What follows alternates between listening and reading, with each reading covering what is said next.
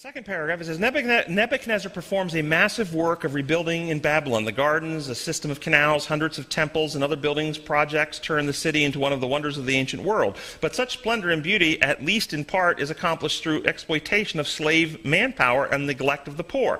Furthermore, the wealth of the empire is used to gratify the pleasures of the king and his entourage. Thus, the pride of Nebuchadnezzar not only prevents him from acknowledging God, but, as a consequence, also makes him oblivious to the hardships of those in need.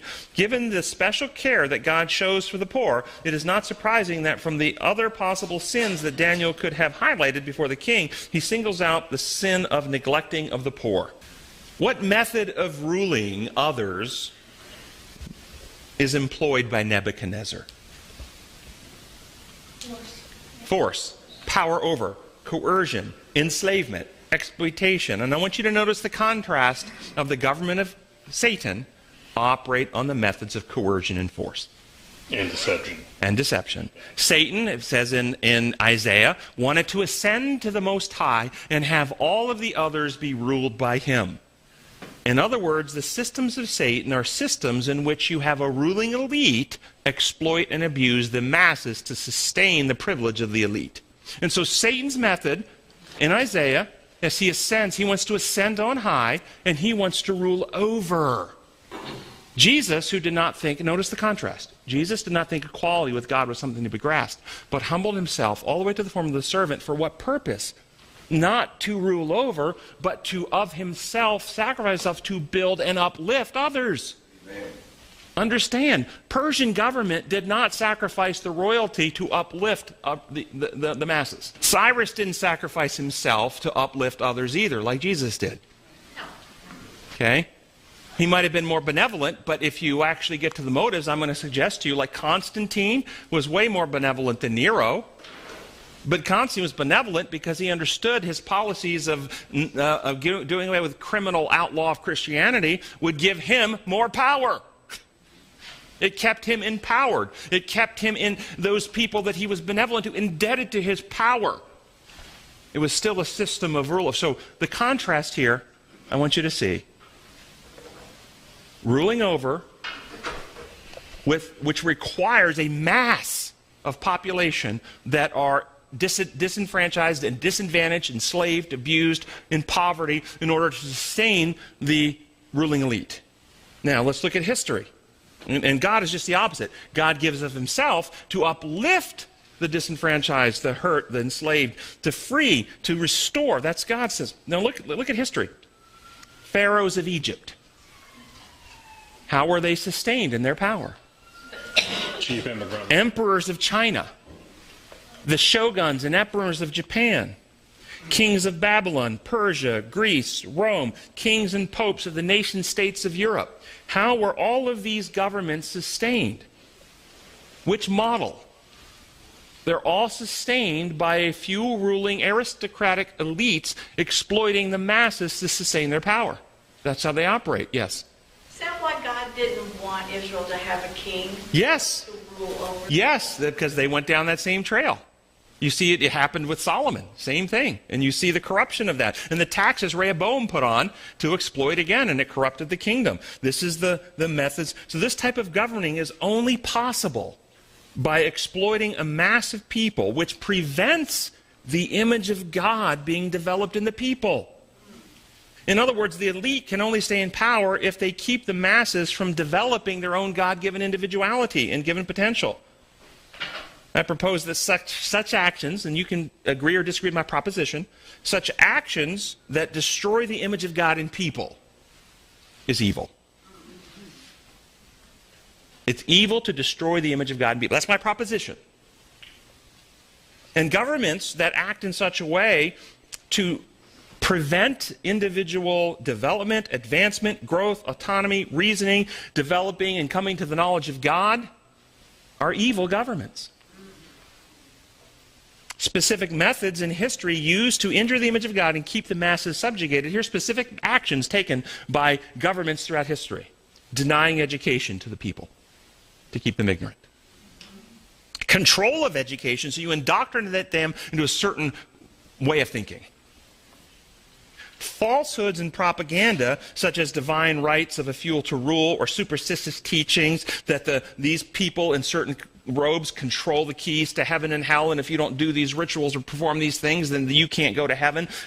Superstitious teachings to control based on fear, or lies that one class or group of people are subhuman or not equal to other class or group of people. Control of the media to promote false narratives and further the propaganda. Enslaving, imprisoning, and killing. Control of resources such as food, water, housing, healthcare. Structured impoverishments like high taxes. Laws limiting ownership of property to the elite, such as feudal systems where the aristocracy would own the property and the peasants would work and work basically just for housing and food, and any profits would go to the aristocracy. Or coal and railroad barons in the early part of the U.S. I don't even have to go into that history, but it was structured impoverishment. Or practices designed to keep wages low. In response to the abuses of the elite aristocracies, socialism and communism arose, purporting to be interested in the welfare of the masses. But in every case in human history where these governments went into effect, in every case, it only removed one ruling class of elites and put in another ruling class of elites, and the people were significantly exploited and abused and dominated. Whether it's Soviet Union, Communist China, Nazi Germany, Cuba, Venezuela, North Korea, in every instance, it's just one ruling class, and the system does not change. As far as the one group dominating the masses to maintain the lifestyle of the elite. Only one government in human history of the world was established with the express purpose of preventing an elite ruling class from dominating and controlling the masses, with the express purpose of giving the power to the masses. Revelation prophesied that this government would arise with lamblike principles of two principles: religious and political freedom. The lamb-like beast is going to arise and give two freedoms, take power from the elites and put it into the people. The Articles of Incorporation were constructed to prevent, specifically, the rising up of a ruling elite. And that, of course, is the United States of America. Since the inception of the United States of America, other governments have, in some form or fashion, tried to model themselves after the U.S. But with the rise of the United States, a radical new form of government was formed, and its constitution was specifically structured to protect the individual citizenry from the powers of the ruling elite, or prevent a rising up of the ruling elite. This is exactly the opposite of the principles employed in Satan's method of government, where you have domination and control of the masses by the ruling elite. Some people view the rise of the United States as the fulfillment of the lamb-like beast in Revelation 13 for these very reasons, which arises with those political and religious freedoms, but will eventually talk like a dragon and eventually take our freedoms from us and coerce us like all the others.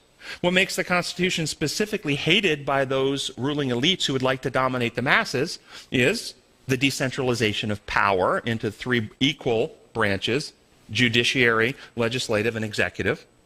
The limitation on Congress to remove a president except for specific spelled out crimes. And why was that limitation put there? And I want you to know, many people don't know. Because the executive branches have equal power to the legislative, which is equal to the judiciary. There's not one has power over the other. In Britain, they have a parliament and they have a prime minister, but the prime minister serves at the behest of the parliament. And so the parliamentary representatives would be analogous to your congressmen. They vote, it would be like the Speaker of the House. And that person serves as long as the Congress votes him. And at any time the Congress decides to vote, that person's out. Our Constitution was established to prevent that from happening. It was supposed to be elected by the people, so the people have a direct say in the power structure, not the Congress. And they could only remove him if that person was betraying his oath of office, basically. Formation of an electoral college, which again, rather than a simple majority, was to decentralize power. Separation of church and state, having seen the abuses in Europe of state churches and how the churches and the states work together to coerce conscience. We have freedoms and liberties of conscience in this country. The right of the citizenry to carry and bear arms. This was specifically put in to protect, not from the criminal around the corner, to protect you from being controlled by a ruling elite who had an army. That's what it was for. A militia that could say to the government, no. That was the reason. To, again, prevent a ruling elite from controlling the masses. The right to a free and independent press was intended to investigate and expose corruption of any elected officials that would be reported to the populace where the power lies, and the populace, with that new information, would vote them out of office. That's what was supposed to happen. But what happens when and I want you to understand, as you understand these principles and why they were designed to prevent a ruling elite and keep the power in the hands of the people, if you attack each one of these principles, then you can eventually have this lamb-like beast speak like a dragon. And when the media is no longer independent but begins acting on the agendas of other organizations, then the people don't have the information they need to make informed choices. The right to privacy. No search and seizure without warrant. Again, power from the state to you. The state has to have an overriding cause to overrule your right to privacy. That's not the way it used to be. It's not the way it is in any historic aristocracy. Nebuchadnezzar didn't need a warrant to go into your home anytime he wanted. Caesar didn't need a warrant. Everything was really owned by Nebuchadnezzar and Caesar. The right not to self-incriminate. In the aristocracies of the past and during the Inquisition, if you were asked a question and you didn't answer, you just remained silent, that was the same as admitting guilt. So you were guilty if you didn't answer.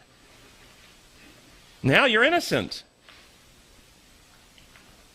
An educated citizenry who could read and write in order to be informed. What would happen if we stop educating our citizenry? The requirement of elections periodically and high hurdles to make this change. You understand, for the informed Christian, if you understand the concept that the Bible predicts a ruling governance of some sort that merges state powers with religious powers to somehow subordinate the nation states under their control, that if you believe that one day might happen, the U.S. Constitution is the most significant legal document in the world that stops that. For now. There's no other document in the world. It's the greatest legal obstacle to that one world government is the U.S. Constitution. That's why, since its inception, has been under attack by forces who want to reestablish a ruling elite to dominate the nation states and force and coerce compliance. So when you understand all this and these greater controversy issues involved, you can be a watcher. You can watch, discern, observe processes, and then you can begin asking questions. What are consequences? Does the U.S. Constitution get protected? And the liberties of conscience and the health and welfare of the most vulnerable in our society, which we want to uplift. We want to uplift the masses. We want to educate them. We want them to have the full development of the image of God within. This is the goal of a godly government, to create opportunity for growth, not to restrain or restrict it. Do we advance that when you can ask the policy questions? Well, if we put this policy in place, will it help people advance, or will it restrict and oppress people and disadvantage them? I'm going to set the frame again because I went through a lot of information. It is evil to destroy the image of God in people. It is righteous to work with your resources to help restore the image of God in people. That's the premise I'm operating on. Actions and practices designed to uplift those who are less fortunate than you or I may be, to bring not just truthful concepts to bear, but opportunities for them to exercise their abilities, for them to grow and advance. And understand the design laws. You cannot give somebody experience. You can give them opportunity to exercise their ability to gain experience. You can give opportunity. You can't give somebody skill. Or strength. Or strength.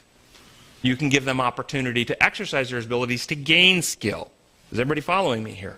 So healthy governments create opportunities for people to utilize their abilities to maximize. That's why our Declaration of Independence, we have the right to life. We have the right to freedom, liberty. You do not have the right to happiness. You have the right to the pursuit of happiness.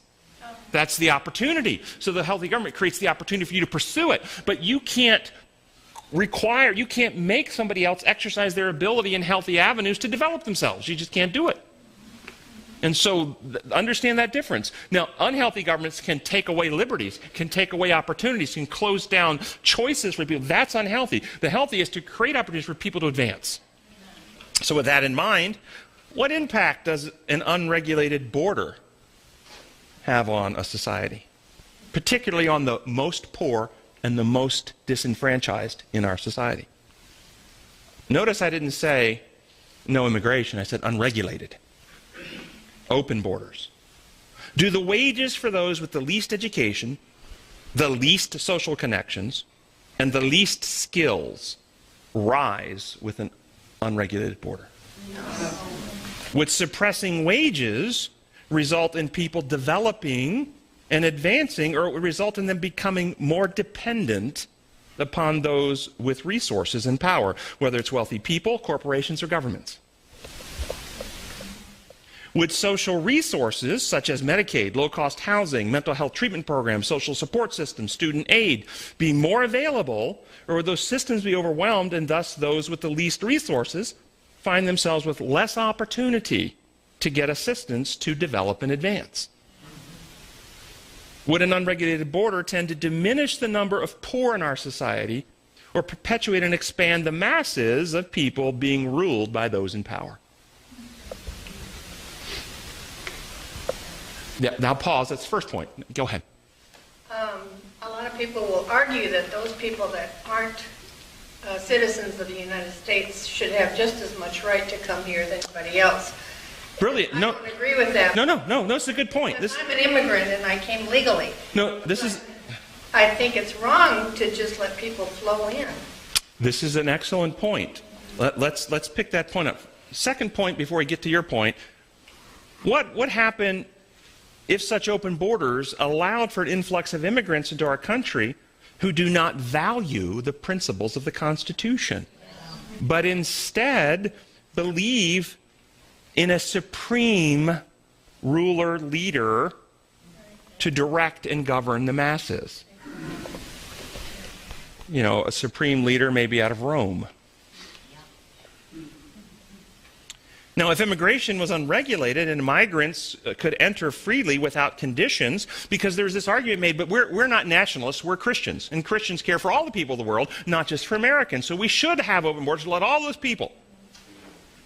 I've heard that many times. Okay, let's take that.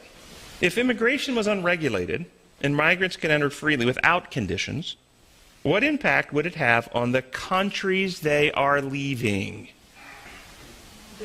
Would the people who are leaving those countries be the persons most content, most happy, most well-connected, and doing the best in those countries? Or would it be the people who are most dissatisfied and most eager to bring change in those countries? And if we continue to siphon off a critical mass of discontented people, do we actually prevent the overthrow of abusive governments and thus perpetuate the exploiting of people in those countries?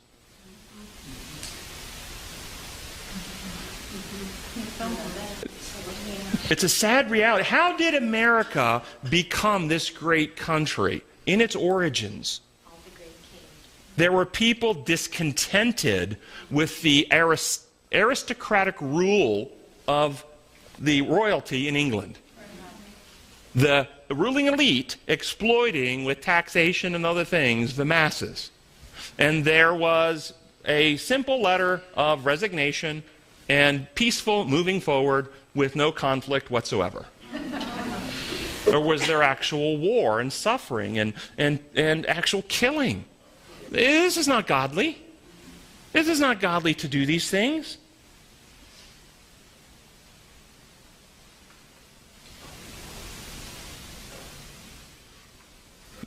But The Bible prophesied that this nation would rise up, if you believe the Revelation 13 prophecy, with lamb-like principles and become a nation state that practiced in a new way that's never been done in the history of the world before, principles designed to allow the individual, the masses, to develop. And why do you think this country is the envy of the world? People don't often articulate, they think it's because, well, money. No. It's because individuals have the opportunity to grow and develop their God-given capacities here. Whether it's religious, whether it's political, whether it's scholastic, whether it's artistic, or whatever it might be, there's freedom and liberty here. That's the reason. And that is what a healthy government can create, is opportunity for people to exercise their God-given abilities to grow and develop. And any practices that are designed to put in a ruling aristocracy to exploit the masses, and I see unregulated borders as part of a process designed to undermine our Constitution by getting people who don't value its principles, and to keep a mass of people who are in poverty in this country, so that the ruling elite can exploit that group. And so I think a regulated border actually changes that dynamic and allows for wages to rise, and allows the support structures for the least with the least connections to have more resources that are actually being provided by the government for their benefit, for them to grow. And then as the state gets stronger, guess what we're able to do? If you're a Christian person, we're able to export resources. We can send aid, and we can send all kinds of resources out. Just think of it this way. You can donate blood outside of your body to help somebody else. But you can only donate blood if you're not hemorrhaging yourself. If you're hemorrhaging yourself, you can't donate. And so a healthy body, you can have loving principles, and we can be a great giving country to help as many as we can. But only as we actually become the healthiest society, which is practicing principles that help each individual grow up into the full stature that God's designed for them. Anyway. I think your inbox is probably already full. So let me say this then. Let me say this. So after saying on that, can there be people who love God and want to uplift others to help them grow, to develop the fullness of their God-given abilities, who are on the exact opposite of a particular policy issue? They both want the same thing, but they see it from different perspectives, and they might actually think that this is a better way to get it, then that's a better, but they still both want the same goal. Is that possible? Yes. Okay, so it's okay if you disagree with me, as long as you agree with the goal, that we're all trying to help uplift people and restore the image of God in people. That's the goal. Does any government on earth, even the U.S., rightly represent the government of God? No. So the healthy approach, again, is to creating opportunity for people to exercise their abilities. Okay. The lesson focuses on the truth in Tuesday's lesson that God rules, and the second paragraph states, in fact, the ultimate lesson God wants to teach the arrogant king is that, quote, heaven rules. Is that the ultimate lesson God wanted to teach Nebuchadnezzar, was that heaven rules? I would say, agree with you. No, here's the lesson. Not that heaven rules, but how heaven rules.